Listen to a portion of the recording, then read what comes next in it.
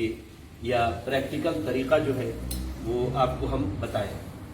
لہذا سب سے پہلے یاد رکھیں کہ وضو کی ابتدا کرنے سے پہلے ہم نے کیا ہے بسم اللہ پڑھنا ہے. بسم اللہ پڑھنا ہے، یہ مستحب ہے.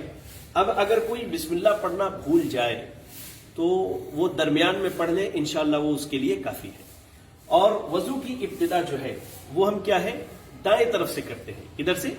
رائٹ سائڈ سے، جسے ہم اپنے حیدرآباد میں کہتے ہیں سیدھے طرف سے، دائیں طرف سے کرتے ہیں. جی دیکھیے یہ ہم نے اب وضو میں ایک چیز کا خیال کرنا ہے کہ پانی کے استعمال میں کم سے کم پانی خرچ کرنے کی کوشش کرنی ہے. اللہ کے رسول صلی اللہ علیہ وسلم بہت کم پانی میں وضو کر لیا کرتے تھے. ٹھیک ہے، لہٰذا اسی مناسبت سے دیکھیں ہماری مسجد، یہ مسجد عباد الرحمان ہے ہماری، اس میں یہ نلس لگے ہوئے، ذرا نلس قریب سے بتائیں. جو آپ استعمال کیجئے، پانی گرا بند، آپ نے چھوڑا بند، پانی کے کم استعمال کے لیے. اور ہم یہاں ایک کھلے نل پر وضو کریں گے آپ کو بتانے کے لیے. بارک اللہ فیکم. بسم اللہ. سب سے پہلے ہم کیا کہیں گے؟ بسم اللہ. وہ بھی بلند آواز سے کہنے کی ضرورت نہیں، آپ دبے ہوئے ہلکے آواز میں کہہ لیجئے کافی ہے. علی بھائی ہلکے آواز میں کہہ لیجئے، آپ کے لیے کافی ہے. چلے ہم نے نل کھولا، اب ہم نے کہا بسم اللہ. اب ہم نے دائیں طرف سے، یہ ہم نے دائیں ہاتھ سے پانی لیا اور اس طرح سے کتنی مرتبہ؟ اپنے ہاتھوں کو 3 مرتبہ دھلنا ہے، 3 مرتبہ. اب ہم نے 1 مرتبہ دھل لیا، اب یہ 2 مرتبہ.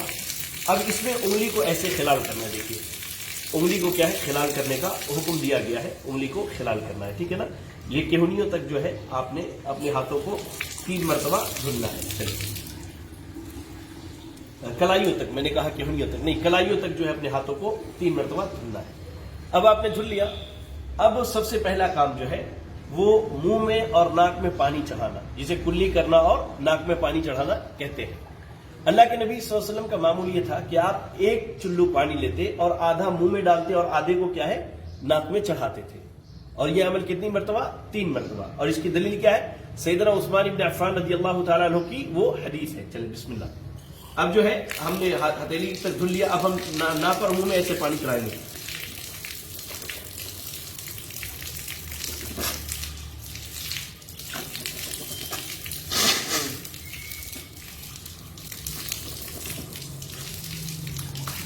یہ ہم نے کلی کر لیا، ناک میں پانی چڑھا لیا.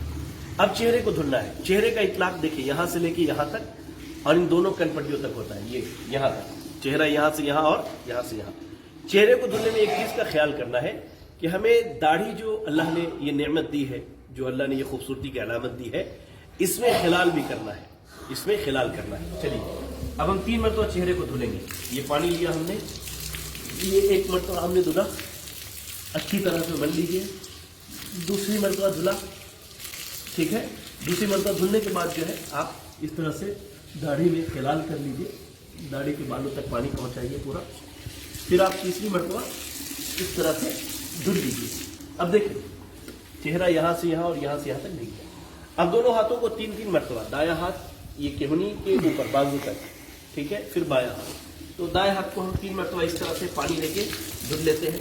1 مرتبہ یہ ہوا، پھر ہم نے دوسری مرتبہ پانی لیا، پھر تیسری مرتبہ ہم نے پانی لیا. ٹھیک ہے، پھر اب بائیں ہاتھ کو اس طرح سے اچھے سے مل کے دھل لیا. ہم نے اچھی طرح سے ہم نے دھل لیا. جی ٹھیک ہے. اب جو ہے دایاں ہاتھ اور بائیں ہاتھ ہم نے دھل لیا. بعض بھائی ہمارے کیا کرتے ہیں، ہاتھوں کو دھلنے کے بعد بھی اس طرح سے نل کھولا اور 3 مرتبہ ایسے پانی گراتے، 3 اس پہ 3 اس پہ، وہ سنت کے خلاف ہے.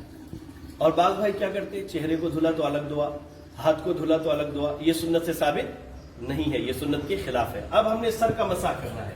اب ہم نے ہاتھ بھگو لیے. سر کا مسح جو ہے مقدم راس سے لے کر کے یہاں تک، یعنی ابتدا سے یہاں تک ایسے دیکھیے، آپ ایسے ہاتھوں کو پکڑیے اور ایسے لے کر کے جائیے یہاں تک، ایسے لے کے گئے، پھر واپس ایسے ہی آپ کو لے کر کے آنا ہے. ٹھیک ہے نا؟